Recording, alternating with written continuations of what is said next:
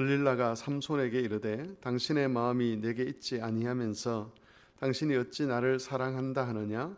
당신이 이로써 세 번이나 나를 희롱하고 당신의 큰 힘이 무엇으로 말미암아 생기는지를 내게 말하지 아니하였도다 하며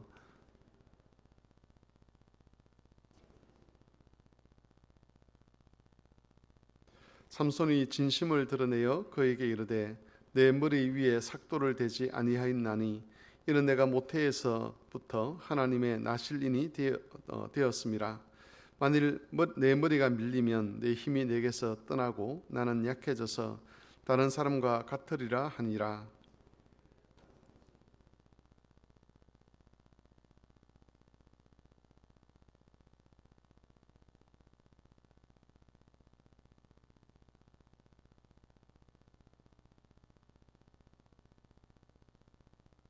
들릴라가 삼손에게 자기 무릎을 베고 자게 하고 사람을 불러 그의 머리털 7가닥을 밀고 괴롭게 하여 본즉 그의 힘이 없어졌더라.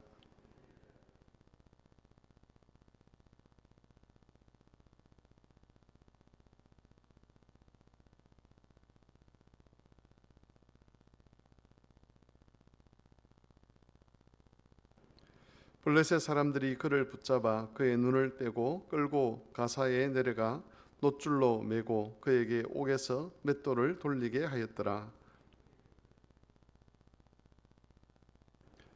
블레셋 사람의 방백들이 이르되 우리의 신이 우리 원수 삼손을 우리의 손에 넘겨주었다 하고 다 모여 그들의 신 다곤에게 큰 제사를 드리고 즐거워하고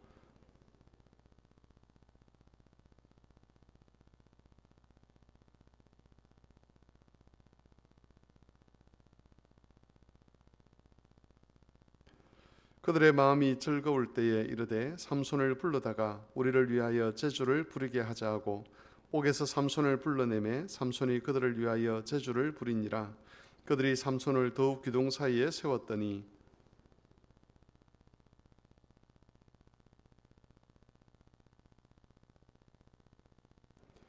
그 집에는 남녀가 가득하니 블레셋 모든 방백들도 거기에 있고 지붕에 있는 남녀도 3,000명 가량이라. 다 삼손이 제주 부리는 것을 보더라.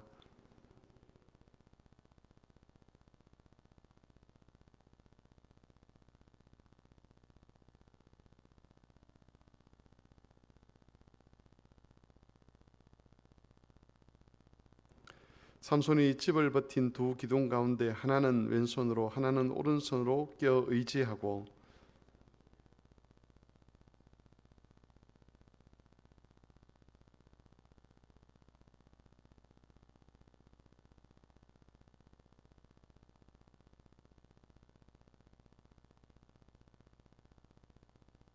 같이 읽겠습니다.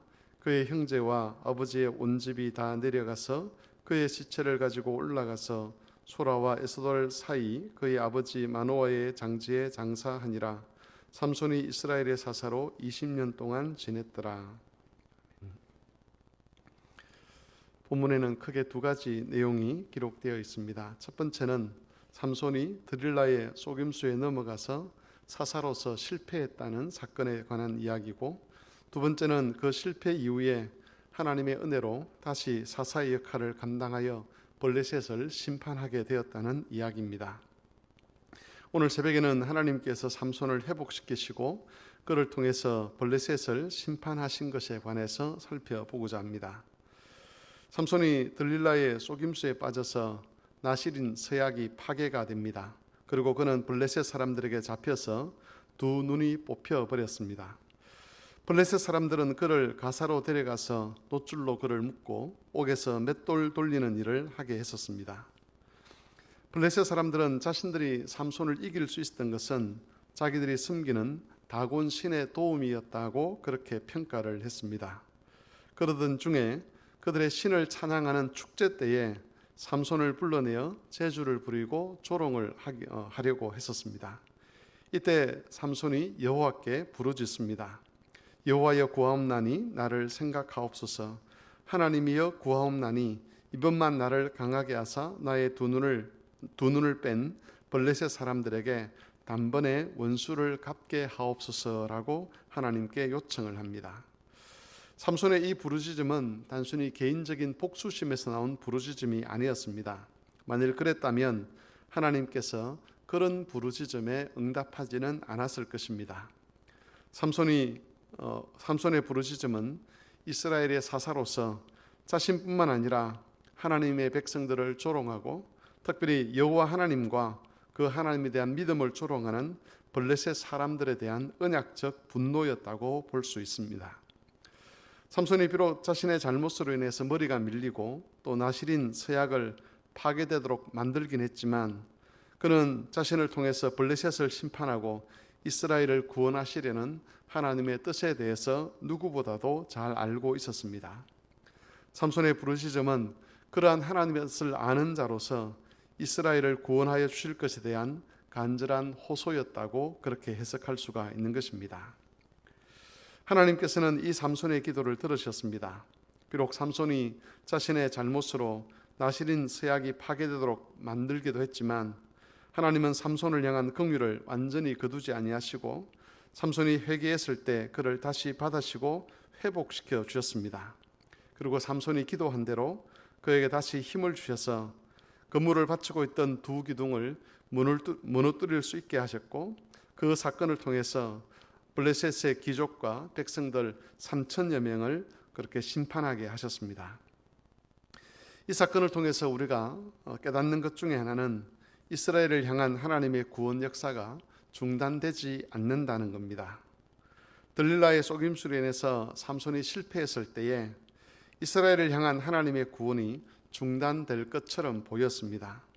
블레셋에 완전히 동화되어서 하나님께 부르짖는 것조차 하지 못하는 이스라엘 백성들이었기 때문에 그들의 형편만 가지고 본다면 회복이 불가능할 것처럼 보였습니다.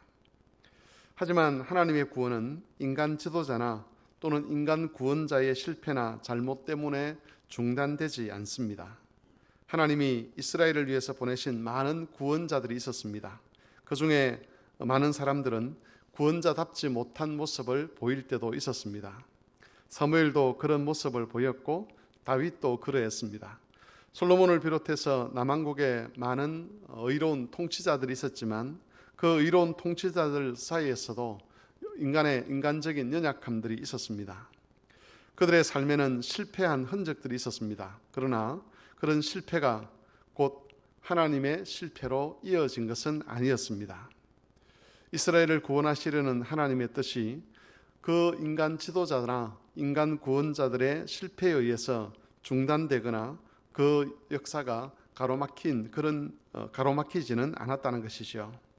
왜냐하면 하나님의 능력은 그 실패들조차도 하나님의 섭리 안에 포함되게 하셔서 끝내는 하나님의 뜻이 이루어지는 방편으로 삼으셨기 때문입니다. 이런 하나님의 역사는 지금도 여전히 계속되고 있습니다. 교회 안에서 직분자의 위치는 굉장히 중요합니다. 그렇다고 해서 직분자의 실패가 하나님의 실패로 이어지는 것은 아닙니다. 직분자들은 실패할 수 있지만 하나님의 구원 역사는 중단되지도 않고 중단되거나 가로막히지 않고 계속 진행된다는 것이지요. 그러므로 혹 성막교회라는 이 공동체 안에서 직분자들의 부족함이나 연약함이 발견된다고 해서 심지어 직분자들이 실패를 한다고 해도 그것 때문에 우리가 좌절을 하거나 소망을 포기할 필요는 없는 것입니다. 하나님은 어떤 경우에도 자기 백성을 구원하는 일을 중단하지 않을 것이고 끝내는 하나님께서 그리스도 안에 약속하신 그 모든 구원이 성취되도록 하실 것이기 때문에 그렇습니다. 이런 하나님의 역사를 기대하시면서 오늘도 믿음 위에서 견고히 서서 흔들리지 않도록 우리의 신앙을 지켜갔으면 좋겠습니다. 마귀는 여러 측면에서 우리의 신앙이 흔들리도록 유혹합니다. 개인적인 연약함들, 또 개인적인 상황들, 이런 것들로도 우리를 흔들지만 우리 주변에 있는 인간 지도자들, 또 우리를 이끌어가야 될 그런 인간 지도자들의 연약함과 그들의 실패와 그들의 타락을 통해서도 우리의 믿음과 신앙을 흔들어 놓을 때가 있습니다. 그럴 때마다 하나님께서 세상의 주권자이시고 자기 백성을 지키신다는 것을 기억하고 어떤 경우에도 하나님이 세우신 그 믿음의 자리에서 흔들리지 않도록 해 가야만 하는 것입니다. 이런 하나님의 역사를 기대하시면서 오늘도 믿음 위에서 흔들리지 말고 굳게 서서 하나님 주신 말씀에 순종하면서 복된 길을 지켜가시는 그런 성도들이 되시기를 바랍니다.